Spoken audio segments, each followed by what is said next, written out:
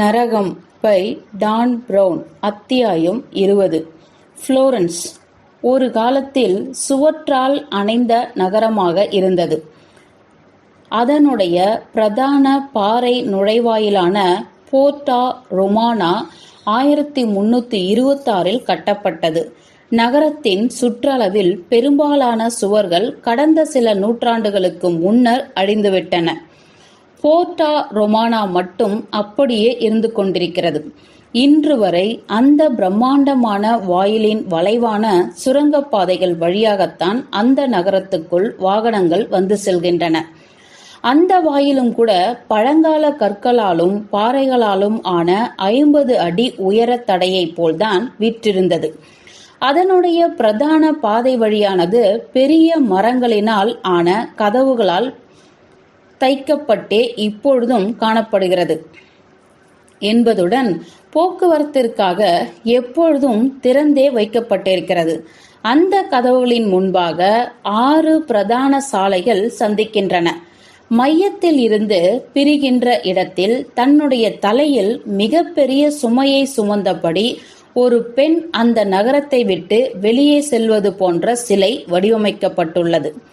இந்த காலகட்டத்தில் போக்குவரத்து என்பது எரிச்சலூட்டும் கொடுங்கனவாக இருந்தாலும் புளோரன்ஸின் உறுதியான நகர கதவானது ஒரு காலத்தில் பெண்ணை பெற்ற தந்தையர்கள் தங்களுடைய பெண்களை ஒப்பந்த திருமணத்திற்கு விற்பனை செய்வதற்கான ஒப்பந்த கண்காட்சி நடைபெறும் இடமாகவும் அது இருந்திருக்கிறது.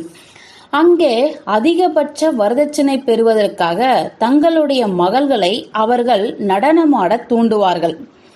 இந்த காலை பொழுதில் அந்த கதவு வழியில் இருந்து சில 100 அடி தொலைவில் சியானா தன்னுடைய பைக்கை கீரிச்சிடும் ஒளியுடன் நிறுத்தி எச்சரிக்கை சமிக்ஞை செய்தாள். டிராக்கிற்கு பின்னால் இருந்த லெங்டன் முன்னால் பார்த்தபோது சட்டென்று அவளுடைய கவலையை புரிந்து கொண்டார். அவர்களுக்கு முன்னால் நீண்ட வரிசையில் கார்கள் அப்படியே நின்றிருந்தன. அந்த பிரிவு வழியில் காவல்துறையினர் ஏற்படுத்தியிருந்த தடையால் போக்குவரத்து நிறுத்தி வைக்கப்பட்டிருந்தது. மேலும் அதிகமான காவல்துறை கார்கள் வந்து கொண்டிருந்தன. ஆயுதம் ஏந்திய போலீசார் ஒவ்வொருவராக சென்று அவர்களிடம் கேள்வி கேட்டுக் கொண்டிருந்தனர். அது நமக்காக இருக்காது, லெங்டன் நினைத்து கொண்டார். அப்படி இருந்துவிட்டால்? போக்குவரத்திற்கு அப்பால் இருந்து வியர்வை வழிய சைக்கிள் ஓட்டிக்கொண்டு ஒரு சைக்கிள் பந்தய வீரர் வந்தார். சைக்கிளை உருட்டி கொண்டே வந்த அவருடைய கால்கள் அவருக்கு முன்னால் நீண்டிருந்தன. சியானா அவரை நோக்கி கத்தினாள். என்ன நடக்கிறது? யாருக்கு தெரியும்? கவலைப்பட்டது போல காணப்பட்ட அவனும் திரும்ப கத்தினான். இத்தாலிய காவல்துறை. அவன் அந்த இடத்தை விட்டு போனால் போதும் என்பது போல விரைந்தான். சியானா லெங்டனை நோக்கி திரும்பினாள். அவளுடைய முகத்தோற்றம் மூர்க்கமாக இருந்தது. சாலை தடை, இராணுவ காவல்துறை. அவர்களுக்கு பின்னால் சைரன் ஒலிகள் அலறின. சியானா தன்னுடைய சீட்டில் இருந்து பின்னால் திரும்பி வேயல் மாக்கியாவெல்லியை உற்று பார்த்தாள். அவளுடைய முகத்தில் இப்பொழுது பய ரேகைகள் ஓடின. நாம் நடுவில் மாட்டிக்கொண்டோம் என்று நினைத்து கொண்ட லெங்டன் அந்த பகுதியிலிருந்து வெளியேறுவதற்கான வழி ஏதேனும் இருக்கிறதா என்று பார்த்தார். ஒன்றோடு ஒன்று இணைந்த சாலை, ஒரு பூங்கா, சாலைக்கு வரும் வழி. ஆனால் அவருக்கு தெரிந்ததெல்லாம் இடது பக்கம் தனியார் குடியிருப்புகள், வலது பக்கம் உயர்ந்திருக்கும் கற்சுவர். சைரன்களின் சத்தம் அதிகரித்தது. அதோ அங்கே! லெங்டன் அவசரப்படுத்தினார். தனக்கு முன்னால் 30 அடிகள் தொலைவில் ஒரு கைவிடப்பட்ட கட்டுமான தளம் இருப்பதை சுட்டிக்காட்டினார். அங்கிருக்கும் நகர்த்தி செல்லக்கூடிய சிமெண்ட் மிக்சரில் குறைந்தபட்சம் அவர்கள் மறைந்து கொள்ளவாவது முடியும். சியானா பக்கவாட்டு நடைபாதையில் பைக்கை செலுத்தி அந்த பணியிடம் நோக்கி விரைந்தாள். அவர்கள் அந்த சிமெண்ட் மிக்சரின் பின்னால் வண்டியை நிறுத்திவிட்டு பார்க்கையில் அது ட்ரக்கை மறைக்கும் அளவுக்கு மட்டுமே இருப்பதை உணர்ந்து கொண்டனர். என் பின்னால் வாருங்கள் என்ற சியானா கற்சுவருக்கு எதிராக புதர்களில் அமைக்கப்பட்டிருந்த மல சேகரிப்பு தொட்டியை நோக்கி விரைந்தாள். அது மலச்சேகரிப்பு தொட்டி அல்ல என்பதை உணர்ந்து கொண்ட லெங்டனின் மூக்கு அவர்கள் நெருங்கிச் செல்கையில் சுருங்கத் தொடங்கியது. அது ஒரு தற்காலிக கழிவறை. கட்டுமான பணியாளர்களின் ரசாயன கழிவறைக்கு வெளிப்பக்கமாக லெங்டனும் சியானாவும் வந்தபோது தங்களுக்கு பின்னால் போலீஸ் கார்கள் நெருங்கி வரும் சத்தத்தை கேட்டனர். சியானா அந்த கதவின் கைப்பிடியை இழுத்து பார்த்தாள். ஆனால் அது அசையக்கூட இல்லை. ஒரு பலமான சங்கிலியும் பூட்டும் அதை பாதுகாத்திருந்தன. சியானாவின் கையை பற்றி கொண்ட லெங்டன் அவளை அந்த கட்டுமானத்திற்கு பின்னால் இழுத்துச் சென்று அந்த கழிவறைக்கும் கற்சுவருக்கும் இடையில் இருந்த குறுகலான இடைவெளிக்குள் வந்து சேர்ந்தார். அவர்கள் இருவரும் நெருக்கி அடித்து கொண்டு நின்றனர். காற்றில் அழுகிய கனத்த வாடை வீசியது. லெங்டன் அவளுக்கு பின்னால் சற்று நகர்ந்து நிற்கையில் அடர் கருமை நிறத்தில் இருந்த சுபாரு ஃபார்ஸ்டர் காரு ஒன்று அவர்களுடைய பார்வைக்கு வந்தது. அதன் பக்கவாட்டில் கேராபைனீர் என்ற வார்த்தை பளபளக்க தெரிந்தது. அந்த வாகனம் அவர்கள் இருந்த இடத்திற்கு அருகாமையில் மெதுவாக உருண்டு வந்தது. இத்தாலிய மிலிட்டரி போலீஸ், லெங்டன் நினைத்து கொண்டார். அவரால் அதை நம்ப முடியவில்லை. இவர்களுக்கும் பார்த்தவுடன் சுடும் உத்தரவு தரப்பட்டிருக்குமோ என்று லெங்டன் சந்தேகித்தார். நம்மை கண்டுபிடிப்பதில் யாரோ மிக தீவிரமான முனைப்பு காட்டுகிறார்கள். சியானா கிசுகிசுத்தாள். எப்படியோ அதை செய்தும் விட்டார்கள். ஜிபிஎஸ், லெங்டன் சத்தமாக கூறினார்.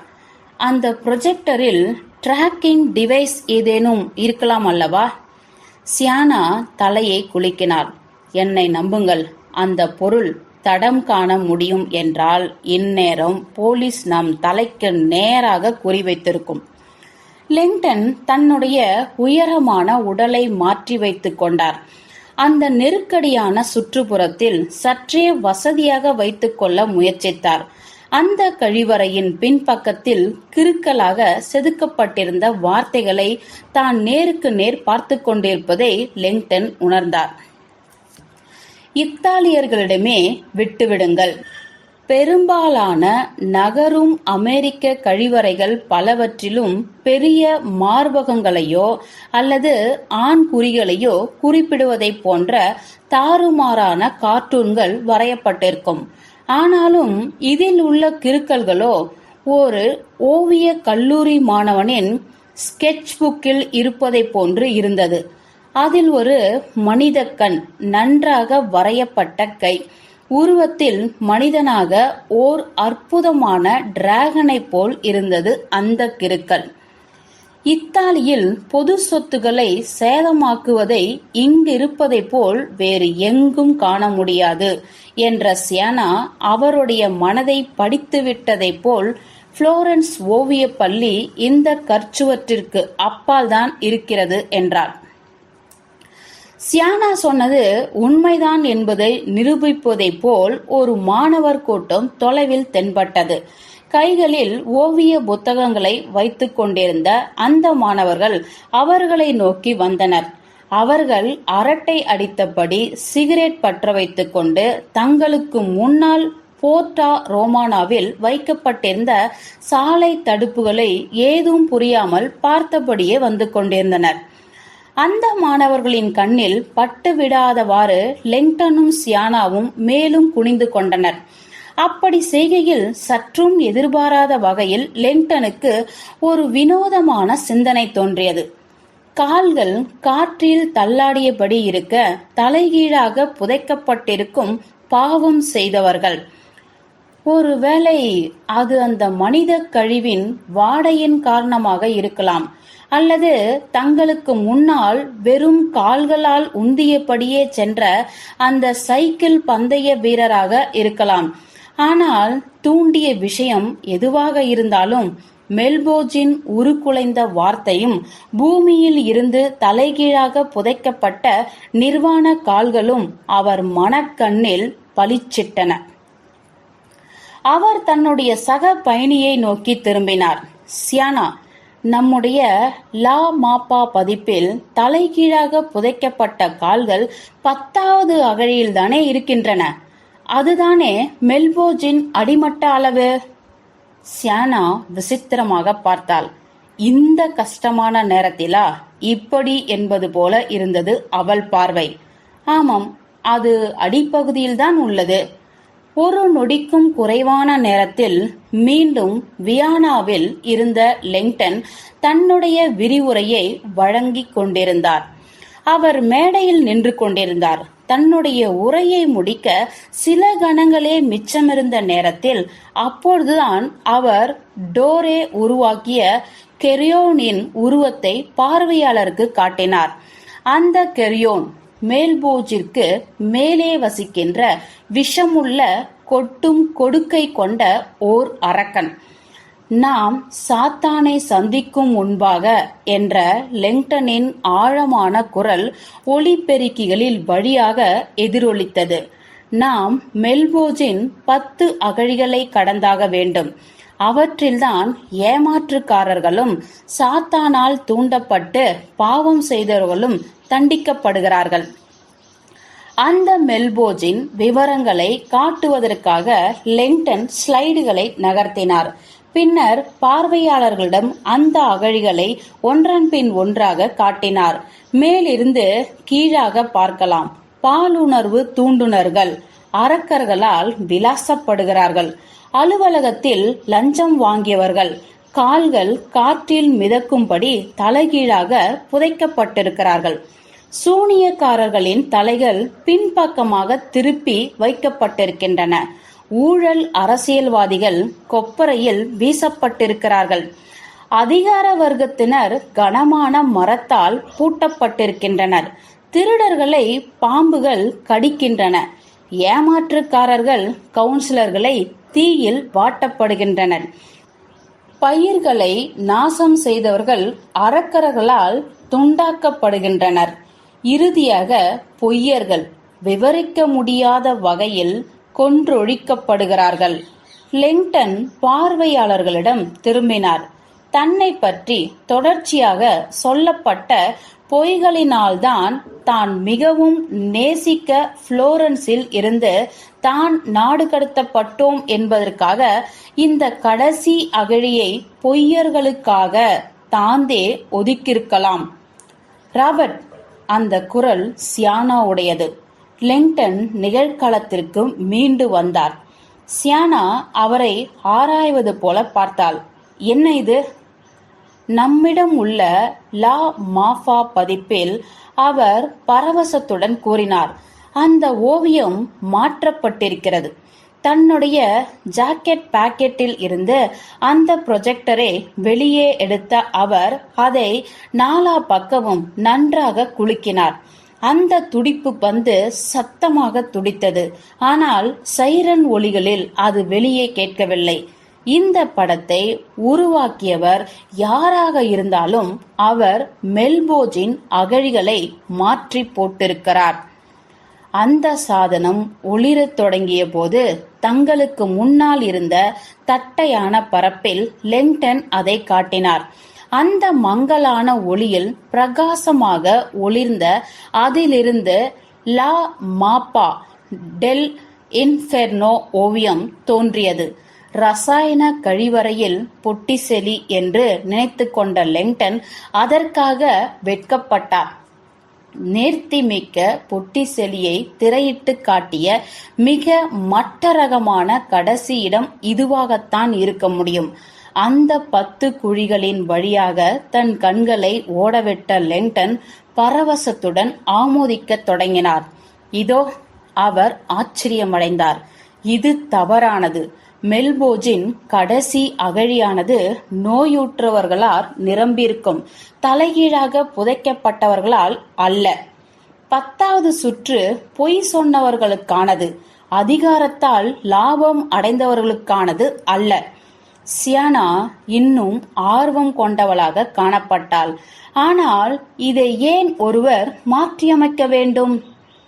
கெட்ரோ வேசர் ஒவ்வொரு சுற்றிலும் சேர்க்கப்பட்டிருந்த அந்த சிறிய எழுத்துகளில் தன் கண்களை ஓடவிட்டபடியே லெங்டன் முணுமுணுத்தார். இது உண்மையில் அப்படித்தான் சொல்ல வருவது போல் எனக்கு தோன்றவில்லை.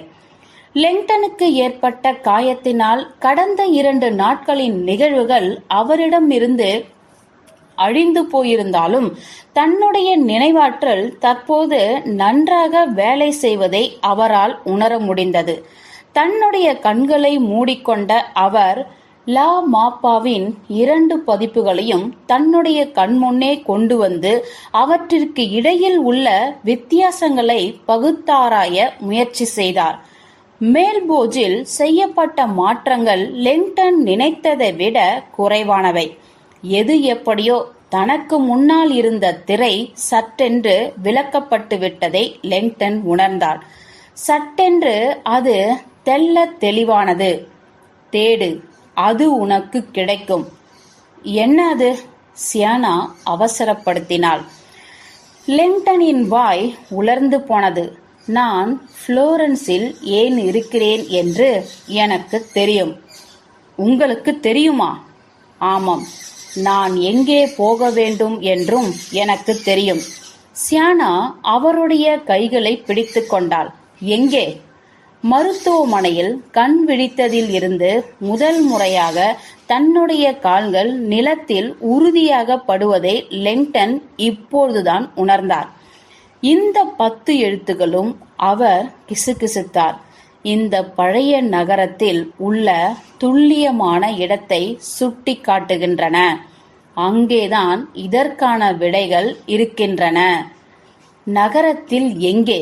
சியானா துரிதப்படுத்தினாள். நீங்கள் எதை கண்டுபிடித்தீர்கள்?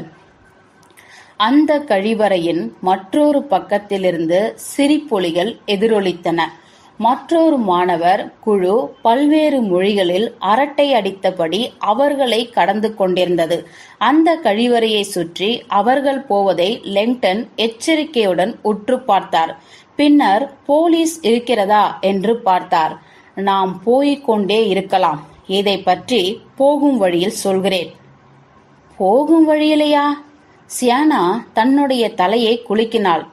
நம்மால் போர்ட்டா ரொமானா வழியாக போகவே முடியாது. 30 நொடிகள் இங்கேயே காத்திரு என்றார் அவர் அவளிடம். பின்னர் என்னை தொடர்ந்து வா. அத்துடன் லெங்டன் நழுவிக்கொண்டார். தன்னுடைய புதிய தோழியை குழப்பத்திலும் தனிமையிலும் விட்டுவிட்டார்.